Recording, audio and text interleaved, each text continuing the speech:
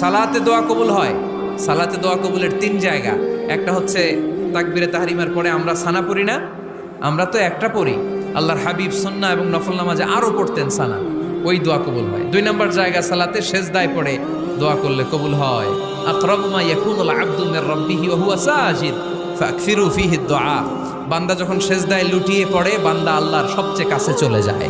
কিন্তু বিশ্বনবী বলে, সেজদাটা তোমার রবের কুদরতি পায়ের উপরে পড়েছে। সেজদায় পড়ে দোয়া করেন। সালাম ফিরানোর আগে বিশ্বনবী দোয়া করতেন, লা ইউসাল্লিমান্না আহাদুকুম হাত্তা ইয়াতাআওয়াযা মিন আরবা'a।